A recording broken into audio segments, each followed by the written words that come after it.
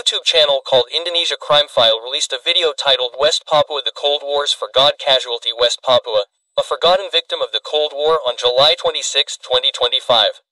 The 10-minute investigative video reveals how in 1961 West Papua was on the verge of independence. Local leaders began to form self-government, the community united, and hopes for an independent nation burned brightly.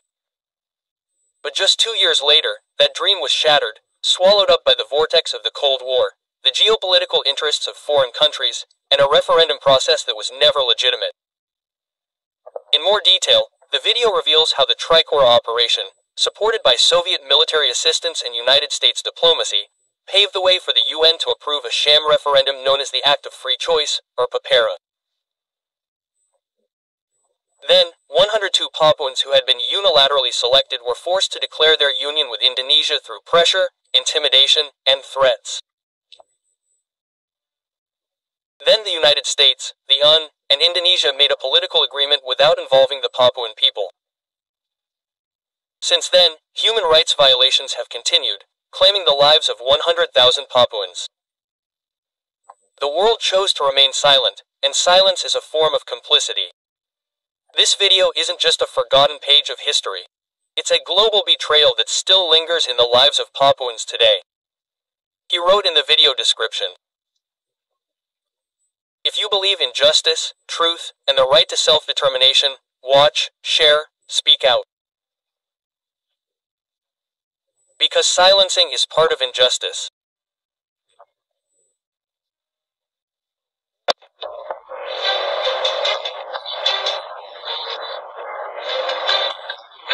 Here's the video, Mansadowing for belting out the national anthem instead of someone else's.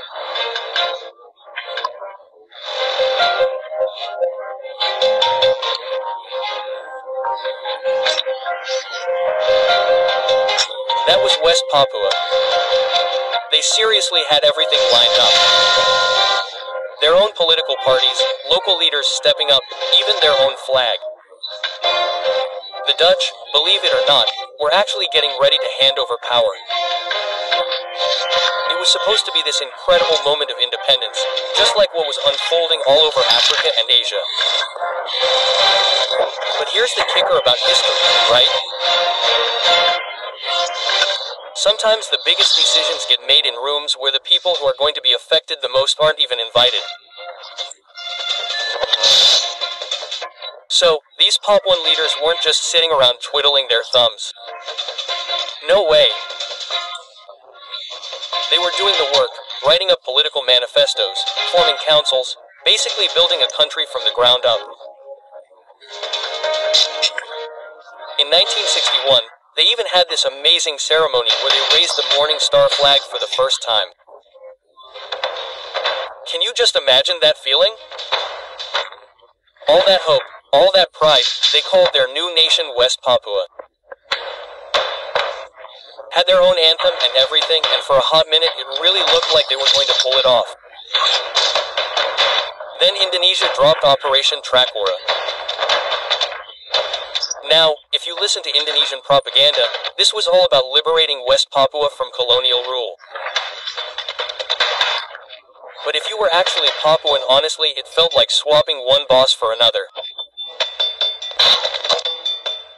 Okay, so this is where it gets super messy. Behind the scenes, this whole situation was morphing into a full-blown Cold War chess game. The Soviets were literally sending submarines and bombers. I'm not kidding. Actual Soviet military gear just painted with Indonesian flags to help Indonesia. So naturally, the Americans are freaking out. They absolutely do not want another Cuba on their hands, especially not in the Pacific. So in comes this diplomat named Ellsworth Bunker, who cooked up what sounded like a pretty reasonable compromise. Hey, let's have the UN kind of babysit the territory for a bit and then let the people vote on what they want. Sounds fair, right? Except for one massive detail. The Papuans themselves were never actually asked what they thought of this plan. The big powers just decided their entire fate over coffee and handshakes.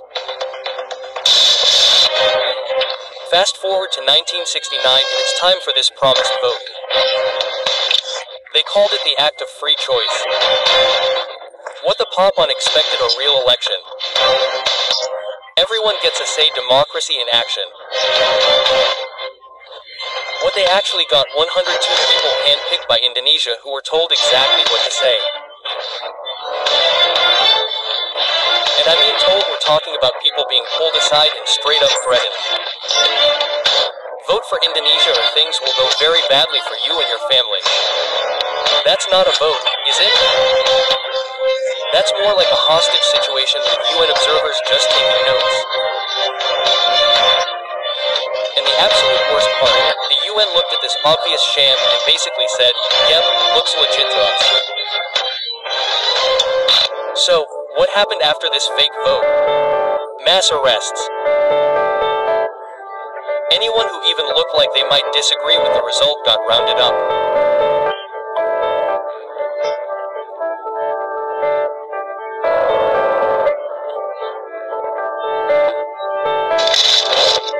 Suddenly, flying that Morning Star flag became separatism.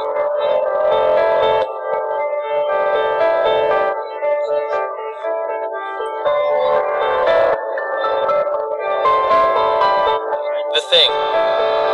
This isn't some ancient history from a dusty textbook.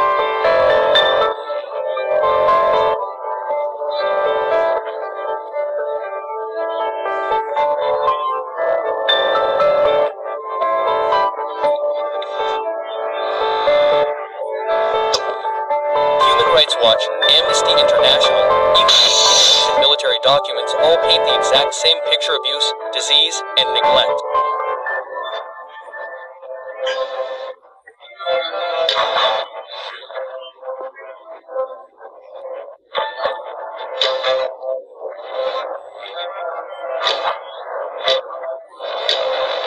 Internet blackouts are still happening.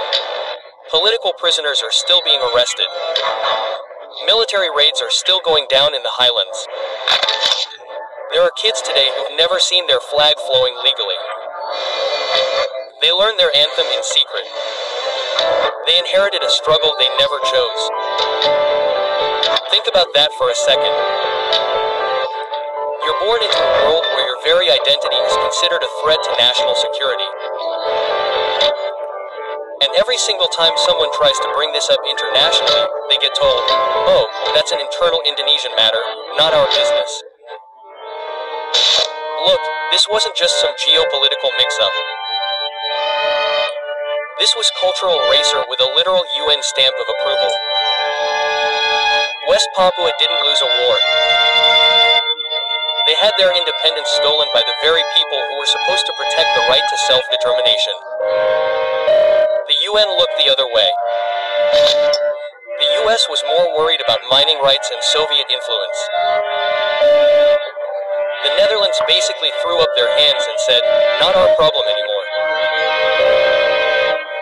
In Indonesia, they inherited not just the territory, but this massive lie that the international community helped create.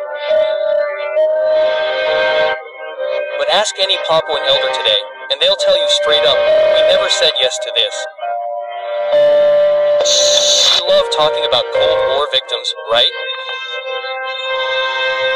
Hungary, Czechoslovakia, Cuba. But how often do you hear about West Papua? Not just the deaths, though those absolutely matter, but the dreams that got crushed. The kids who grew up afraid to sing their own songs, the silence that got forced on an entire people. They were promised freedom and got a magic trick instead. And we all just watched it happen. So next time someone tells you the Cold War was about defending freedom, ask them about West Papua. Ask them why we never listened to the voices that got silenced. Because the truth was Operation Tricora wasn't liberation.